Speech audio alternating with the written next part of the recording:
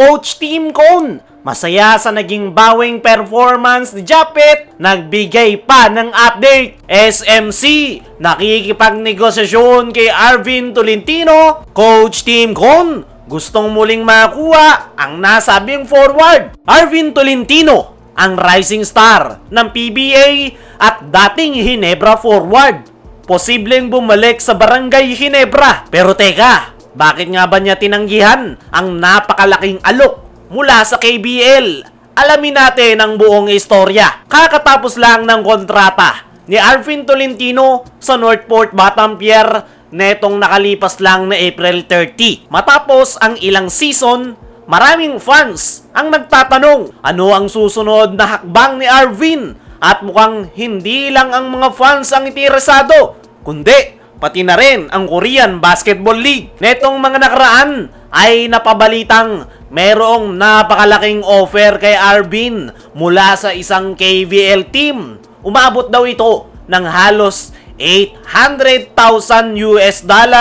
o mahigit 45 million pesos. Sa laki ng halagang yan, inakala ng marami na walang dalawang isip itong tatanggapin ni Arvin Tolentino. Pero eto ang twist mga chong, mukhang tinanggihan ni Arvin Tolentino ang offer ng KBL. Dahil ayon sa parehong source na nagbalitang merong malaking kontrata si Arvin sa KBL, ay hindi nga raw pipirma si Arvin Tolentino sa isang KBL club. Yan raw yung kanyang narinig sa agent na nagtatrabaho sa South Korea. Pero bakit nga ba tumanggi si Arvin Tolentino sa napakalaking offer ng KBL?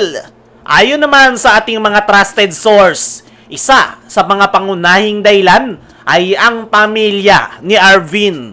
Meron na siyang 2 anak at mukhang mas pinili niyang manatili ng Pinas para makasama ang kanyang pamilya. Isang desisyon nakahanga-hanga. Mas pinili ni Arvin yung kanyang pamilya dahil once napiliin niya yung KBL ay malalayo nga siya sa kanyang mga anak.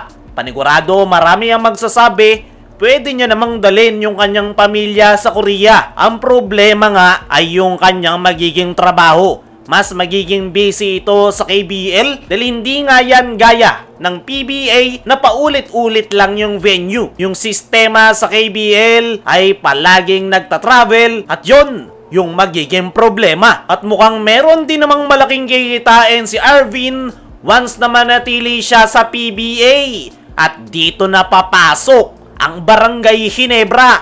Ayon pa rin sa mga source, nakikipag-usap na raw ang San Miguel Corporation kay Arvin Tolentino patungkol sa kanyang magiging kontrata. Mukhang handa nga siyang saluhin ng SMC at yung pinakamatunog nga na gustong kumuha sa kanya ay ang Barangay Ginebra.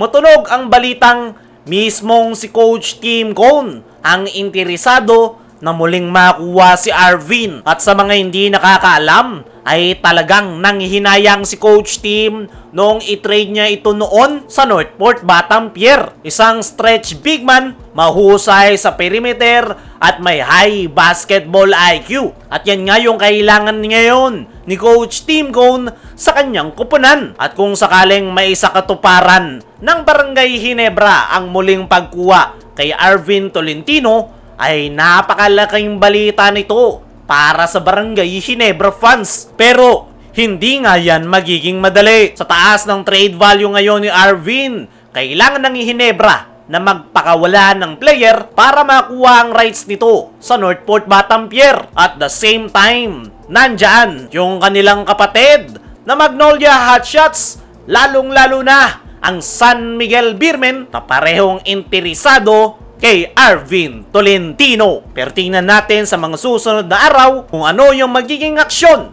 ng Barangay Ginebra. Dumako naman tayo dito sa kabilang balita. Coach Tim Cone, masaya sa naging bawing performance ni Japet, nagbigay pa ng update sa nakalipas na huling laro ng Ginebra out-of-town game kontra Converge Fiberxers ay nagawa ngang madomina ng Barangay Ginebra ang laro. At ang pinaka nagpakita ng magandang performance ay itong kanilang inaasahang big man na si Japet Aguilar. At ayon nga mismo kay Coach Tim sa kanyang naging latest interview ay masaya nga ito sa pinakitang magandang performance ni Japet Aguilar. Inamin pa ni Coach Tim na isa siya sa pinaka-dismayado sa performance ni Japet kontra NLEX. Pero pinatunayan nga raw sa kanya ni Japet na kaya nitong mag-adjust at bumawi matapos yung kanyang napakapangit na performance. At yan nga yung pinaka-nagustuhan ni Coach Tim kay Japet, kung saan tumatanggap daw ito ng kritisismo para mas i-improve pa ang kanyang laro. Para sa akin mga chong, ay motivation lang talaga yung kailangan nitong si Japet Aguilar para sumipag at lumabas yung kanyang magandang performance. At kung mapapanatili nga nitong consistent yung kanyang magandang ipinapakita, ay paniguradong malayo ang mararating ng Hinebra. Nagbigay pa ng update si Coach Tim patungkol kay Japet dahil maraming Hinebra fans ang nag-aalala dahil hindi nga nito natapos ang laro. Ayon mismo kay Coach Tim, ay okay yung lagay ni Japet. Pinulikat nga lang daw ito na umakyat hanggang sa kanyang dibdib. Pero wala nga raw serious injury si Japet at kailangan lang daw nitong magpahinga. Kaya mga chong, ano ang masasabi nyo? Masaya si Coach Tim na bumawi si Japet.